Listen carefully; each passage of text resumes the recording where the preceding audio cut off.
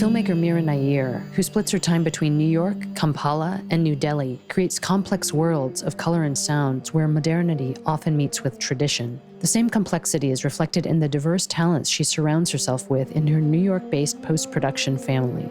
I feel like she brings a documentary feel to everything that she does. She wants things to sound like if the microphone was just on the street, exactly as though you were getting all the things that were happening there. She doesn't want her films to sound antiseptic. She wants it just filled with life. I'm your host, Isabel Sadurni, and in this episode of Frame by Frame, picture editors Barry Brown and Allyson Johnson, re-recording mixer Dominick Tavella, supervising sound editor Dave Paterson, dialogue and ADR editor Tony Martinez, music editor Jen Dunnington, and assistant editor Dave Smith talk about their approach in working in collaboration with Mira Nair on both documentaries and scripted features over the past 40 years. Frame by Frame is presented by Post New York Alliance because it's how you finish that counts. You can share this conversation through our website, bit.do/framebyframe, or via Twitter at @postny. You can also find us on iTunes. Search Frame by Frame and click the orange icon. Picture editor Barry Brown has worked with Mira Nair on her documentary films India Cabaret, SALAAM Bombay, and The Laughing Club of India, as well as her most recent scripted feature, Queen of KATWE.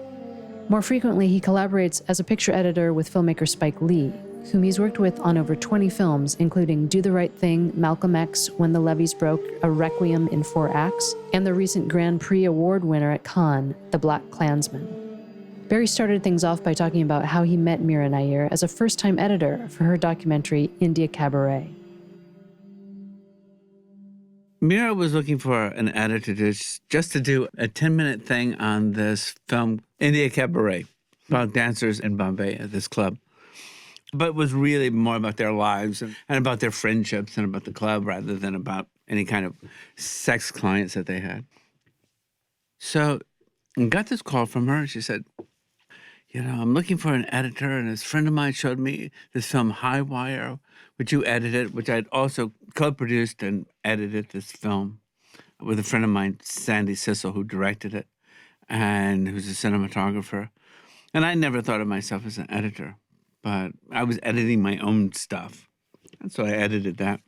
Mm-hmm. And she said, will you do this 10-minute piece on this documentary I'm doing? I need to raise some money. And so I said, sure. I mean, nobody's ever hired me to edit. Yeah, I'll do it, right? And during the course of this week, she was getting progressively more and more upset. I could see her physically getting more and more upset. I thought, wow, okay, hey, I'm not an editor, so, Then by the end of the week, she said, okay, 2 things. One, we edit the documentary when I get the money. And secondly, I've got to fire a friend of mine who I went to college with, that she'd gone to Harvard with. She said, I've just seen a real editor work. And I can't hire my friend, and evidently destroy their friendship. So actually, Mira was the very first person to ever hire me as an editor. And I thought, you're really crazy. As a matter of fact, I felt that for the next 5 films. Then Spike then asked me to cut for him on School Days and Do the Right Thing. And I felt all the way up through to Malcolm X, as somebody from the studio somewhere, somebody was going to come in and say, what's he doing here? I mean, you guys have a real budget. You can hire a real editor. Okay, pal, come on. Step away from the steamboat. Come on. Let's do this the easy way, And so I guess School Days was really my first feature as an editor. And I don't think Spike would have hired me to do School Days if I hadn't done the previous film with Mira, India Cabaret. I don't think so. But Spike and I were friends, and Mira and I were friends, and that's how these things happen. And so basically, we did that film successfully, and then it was a natural thing for her to want me to do SALAAM Bombay. We had a little hole in the wall on Mulberry Street between Prince and Spring. And those early films, we weren't making much money, and yet New York, Manhattan was still a place, even though it seemed expensive at the time, it was incredibly cheap compared to now. And you could actually live in Manhattan without making a lot of money. And we had 2 Steenbecks because we were cutting in film, a 16 millimeter. And then later we cut SALAAM BOBAY on 53rd Street between Broadway and 8th Avenue. I remember that well because one day one of my assistants went to get soup at the soup place, right? And she came back crying. She literally came back crying and without soup. It's okay if you just followed the rules. follow You have to follow the rules. Boy, I went up to the line. I did what I did. You were the I got George bread. Costanza. But No if you ask substitutions. Very nice to meet questions- No questions. No, And you have to have your were the money first ready. person that took me there, and you said, follow the rules. Oh, that's You gotta right. do this, you gotta It was do a real that. place. Yeah. I've taken people there that are Seinfeld close was not friends. that and if they made a mistake. No, I it was wasn't. taking away from them. No soup for you. Oh, yes. So, like, if you said, does that have chicken No, stock you in don't it? know. Yeah, No questions. I'm already wincing at the thought. You don't do that, you know.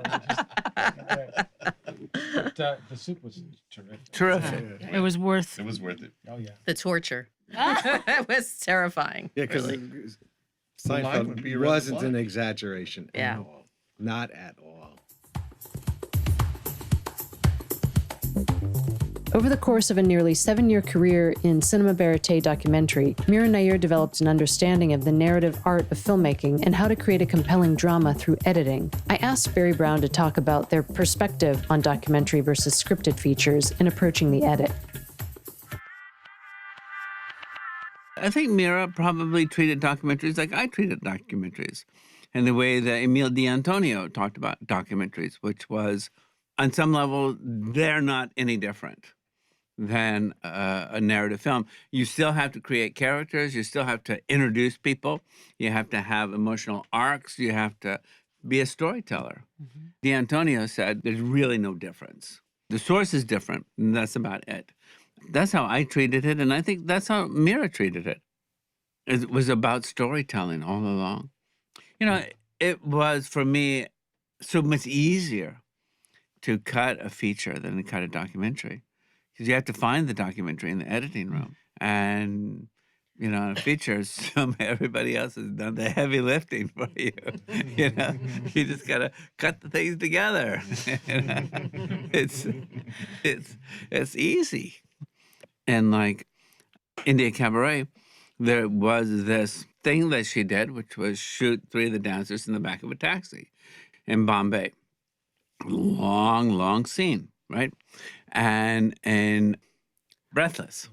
And I thought, wow, I can do my homage, you know, where you do the jumps, right? You do the jumps in the back seat of a taxi. And, you know, you go from light to dark to light to dark to light to dark, and you make everybody see it. And I said, wow, this is great. You know, but that was in a documentary, but we did the same thing. And in SALAAM BOBAY, very much a feeling of you are there. You were in that neighborhood.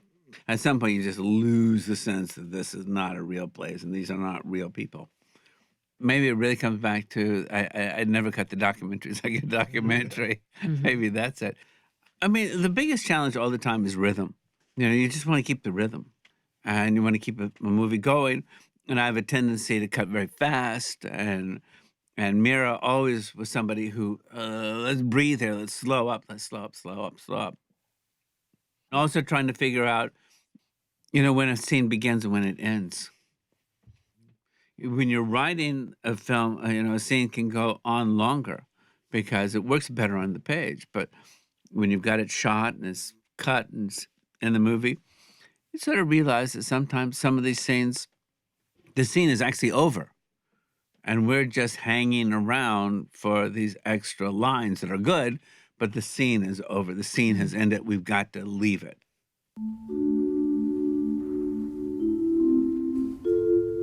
Buoyed by the success of India Cabaret, which opened the first Indian International Film Festival, Mira Nair and her Harvard roommate Sunitara Paravella started developing an earlier idea of working with Bombay street kids for a fictional film, and Suni developed a plot from the stories they heard during the interviews. The resulting film, SALAAM BOBAY, was the first Indian film to win the Camera d'Or at Cannes.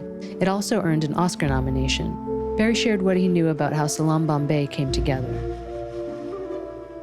But she set up a summer-long workshop with these kids. She did the same thing with Queen of KATWE.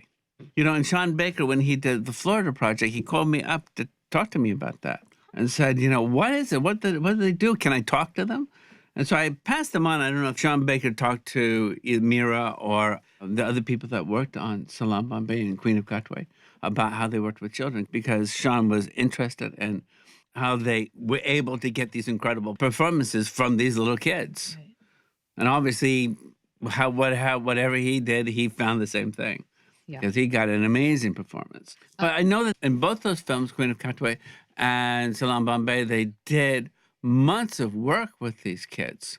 And a lot of kids, a lot of them. And also to find out who was good, who had a personality, who could act. And in both films, they were able to pull people out who they understand we can really rely on him or her. They'll deliver. But still, for Mira, you know, Mira really is down and dirty in terms of all this stuff. She isn't a person who has a privileged attitude, even though she grew up in a very privileged household. Incredibly privileged. I mean, she grew up in India, and I grew up in Alabama, and I never knew anybody growing up in Alabama that was as privileged as she was growing up in India. And yet she had that thing for the street. And obviously in an amazing way, in a very authentic way. You know, after SALAAM BOBAY, the same thing with Queen of KATWE, they created this I don't know what you call it, a school, an orphanage, you know, a workshop. For the kids in Bombay, and you know. Oh, you mean afterwards? After SALAAM BOBAY, the foundation. Yeah, the foundation to take care of street kids. That's right. You know, I had the pleasure of on The Reluctant Fundamentalist. I went over and we mixed it in India, and so I was there for 6 weeks. And the Nas has this very distinctive purple pickup truck, and even in India, it's the only one. And so, and wherever she drives around, if she stops, immediately street kids just flock to the purple because they recognize that purple, and suddenly you're just surrounded by street kids. And she's like the Pied Piper for street kids in India. She's an amazing person. What was sort of remarkable also, I mean, certainly her ability to work with all of those people and get that performance out of them. But the very kids who play the kids who are being sort of brought up out of this dire poverty, in the course of that movie is doing that same thing to these kids. All of these kids then went onto schools. And that movie transformed their lives. It has really transformed their lives. Like both of those films, I feel like left a legacy of helping people, you know, behind. They both did. Yeah, and they both did. And I think that it fascinates me, but it fascinates her, life on the street. And the very first film was in Hindi, and SALAAM BOBAY was in Hindi. So I had to have an assistant who spoke Hindi.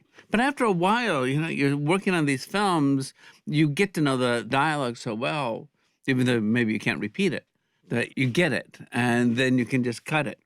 I'm sure Allyson had the same experience on Monsoon Wedding. Yeah, and it's strange because I always think, well, I should have learned the language. I should be able to speak it after hearing it all that time. But Monsoon Wedding had, 3 different languages. So, I mean, I really couldn't tell the difference because I didn't know any of them, but they come in and out of English too. Yeah, I mean, especially in Monsoon Wedding, you have some people who only spoke Hindi or Telugu, but then you have the other people who slip in and out.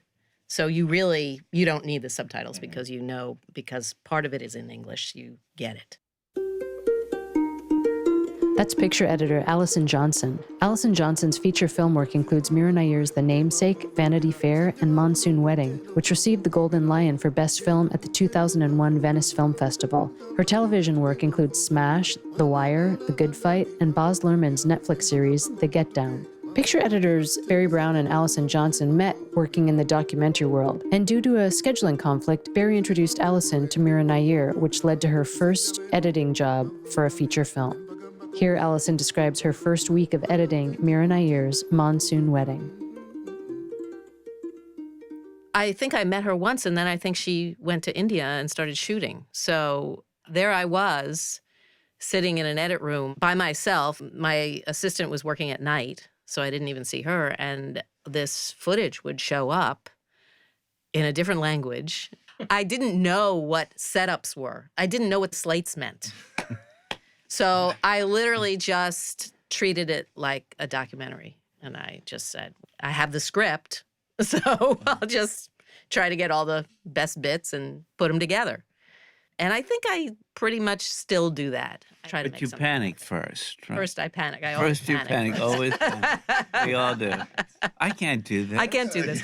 Oh, Why did they hire me? when Dave can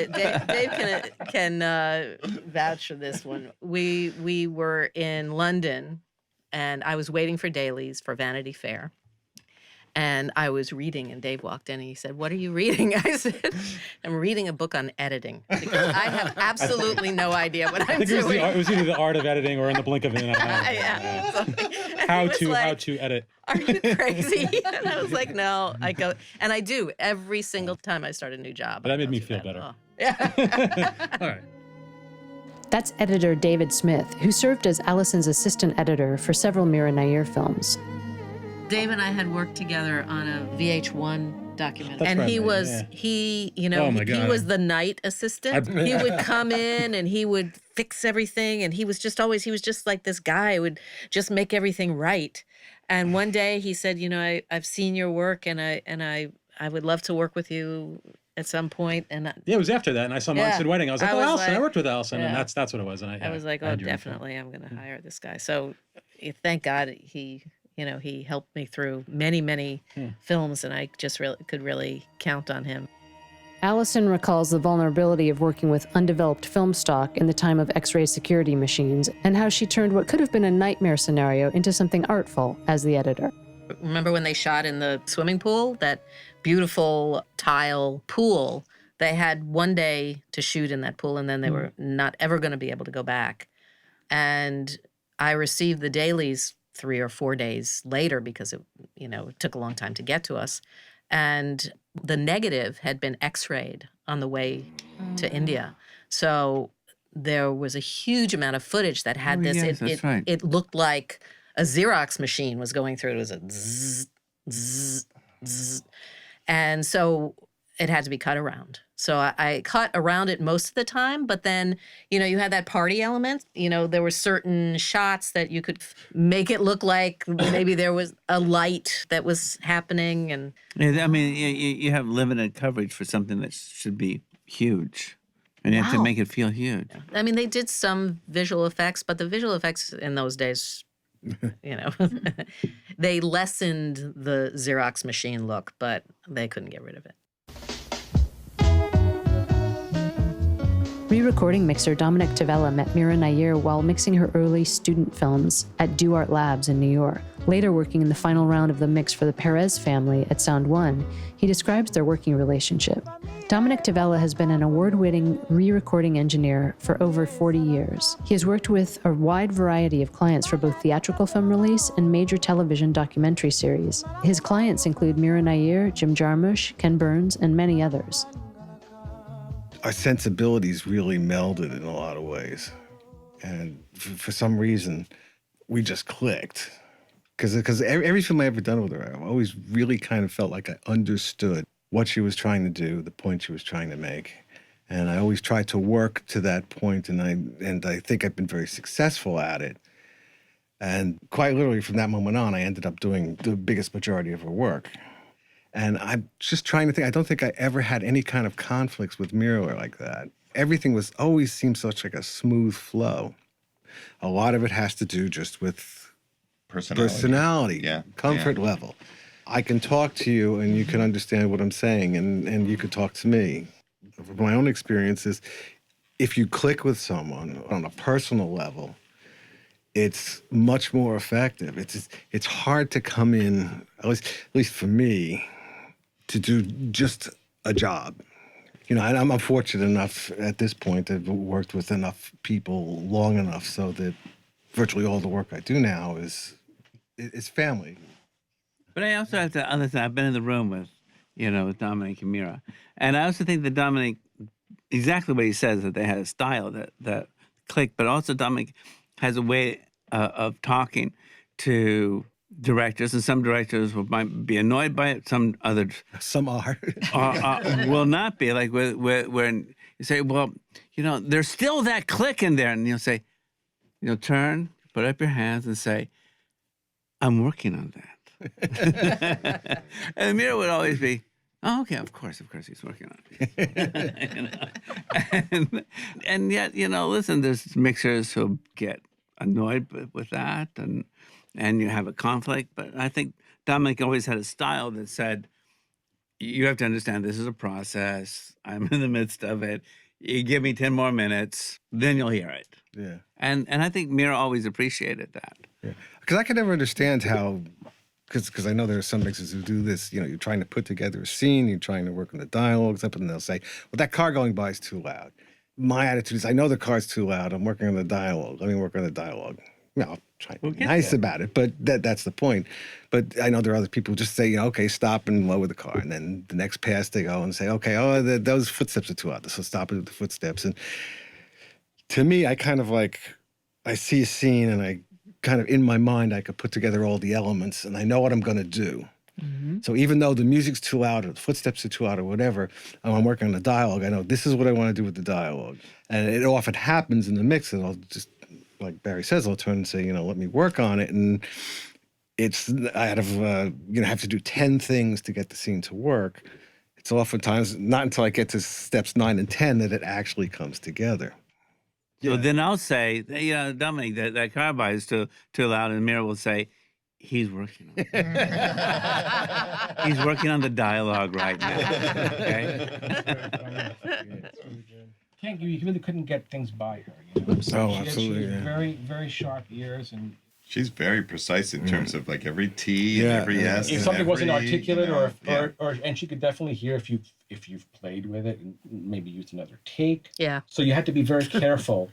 If you were going to replace a word, it had to be either a part of a word, because that's often what we do, is we're replacing parts of words to make the overall sentence clear as possible. But the trick is to do it in a way that's invisible. That's ADR and dialogue supervisor Tony Martinez, who has worked in post-production in New York for over 30 years, most recently supervising the dialogue and ADR on the features I, Tonya, Mudbound, and the soon-to-be-released Can You Ever Forgive Me? He was nominated for a Primetime Emmy for his sound editing work on HBO's Mildred Pierce, and was recognized with a Golden Reel Award from the MPSE for his work on HBO's Bessie. Tony is proud to have worked with Mira Nair as a supervising sound editor on Vanity Fair, and as a dialogue editor on the films Amelia and Kama Sutra. Here, Tony remembers how certain elements came together while working as sound supervisor on Vanity Fair. With Mira, the less you replace, the better, because she's built the performance in the editing room. So if you start changing things, she knows immediately. The Foley's were really, really good on that film, because she's very intent on hearing the rustling of these rich. She really wanted you to put the viewer in the perspective of Becky Sharp as entering this elite world. So it was really important for her, I remember in one scene, just to hear the swishing of all these women's dresses, the way Becky would hear them about sound. Right. She was really into the process. And the other challenge was just because with dialogue anyway, it takes place in the 19th century, England, and there's airplanes. Oh, I remember one. Yeah, oh my God, the airplanes. The Vauxhall scene, there's airplanes going on, and right now we have the tools where we can basically paint that stuff out. But at the time... At the time, it was turning a lot of knobs and moving a lot of buttons and stuff to try and clean out airplane noise. And ADR too. You know, a lot of the times we just have to resort to ADR because there'd be a rain machine going on. You'd have to scrap the production tracks.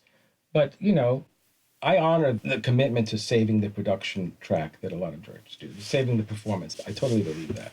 You know, a lot of directors will shy away from ADR, and to her credit, this is true of Robert Benton too. She embraced the process. You know, she knows we have to do it. She knows we're going to go into a studio. We have to do it because the production track is unusable. So she uses it as an opportunity to revisit performances and tweak things here and there. The way She Robert can Benton get did, good and, you know, performances on the ADR stage. and she does. She got does good performances out of you in the booth. I remember a number of times. In the booth for the In the booth, she would say. In the booth. King Tony. Yeah, Yes. it's probably not. You know, yeah. I played the king in this movie. I had one word. There's a scene in Vanity Fair when Becky elopes, and she's in bed with her husband, and they're practically whispering.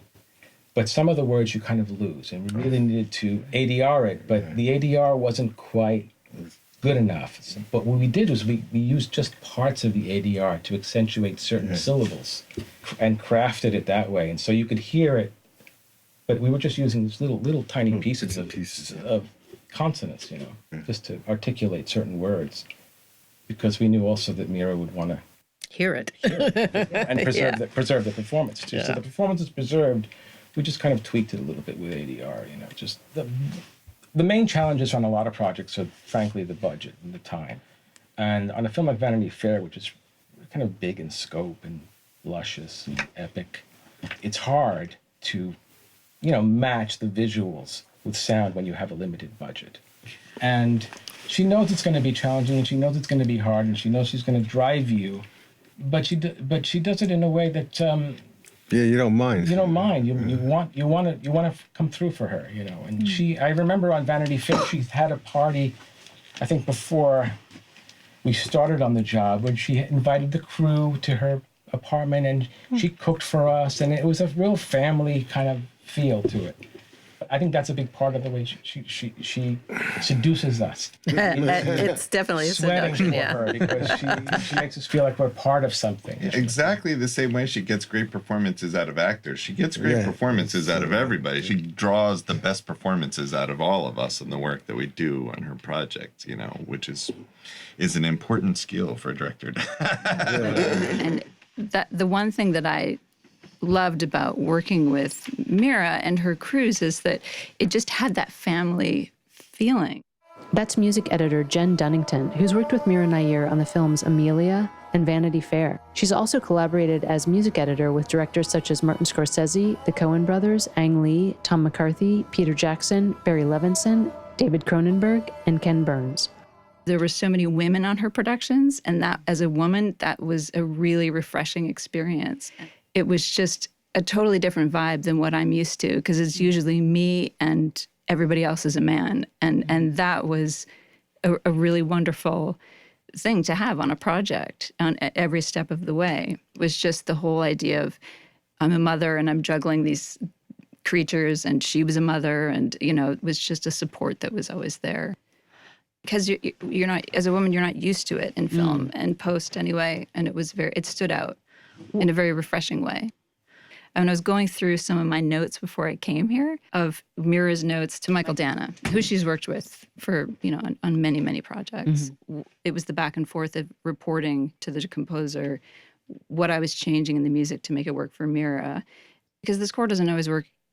It works well as it's written for the most part, but then the picture changes or things happen and things are different. And once it's been recorded and it's done, then the music editor has to change things to make it work for the director of the scene or whatever. And she's very particular about music and is very, very involved in it. And, you know, she knows what she wants. She has an idea of the instruments. She may not know which instrument it is, but she knows what sound she wants. And I remember when Jen was doing the temp mix, she just would compose things out of temp music that I was just like, oh my God, she just recomposed this this piece of music, and I have this great piece of temp music. It was just incredible watching her work. Yeah, Kama Sutra, the way we did the music on Kama Sutra is because we had whatever, 20 cues on 24-track tape. But nothing was really cut in any particular place. So we'd get to a scene where we need the music, and Mira would say, "Oh, God, take this one cue from reel 3." We'd cue it up, and we'd figure out, exactly how it would sit. And then we would, add the horns. No, it's better without the horns. We'd push the guitar a little. That's a little bit better. Where they have like a sitar on 2 tracks, and bass on 2 tracks, and tabla on 2 tracks, that kind of stuff. And we'd add and pull away instruments. We essentially created the music track on the spot for the film out of bits and pieces of the score that was composed for the film. And we would move stuff around and remix on the spot. It was really crazy, but it worked so well. She did have a great sense of knowing a sound that she wanted, like you were saying. Like, I remember, do you remember the flute? There was some flute that we recorded in Vanity Fair, and I remember being in London, and it was like she was looking for kind of a range that the flute player couldn't play, even though it was a low instrument. And so we dropped it an octave, which is a huge amount to drop that sound. But it was such a cool sound, and it worked really well. I remember that. Visually, it's very easy for some people to understand. You see something moving, whatever. But sound, a lot of people don't really understand how sound gets into your brain and affects things. And people react to it in a lot of different ways. And if you're smart as a filmmaker, when you're putting things together, you'll understand this and know how you want to structure the sound to get into people's heads.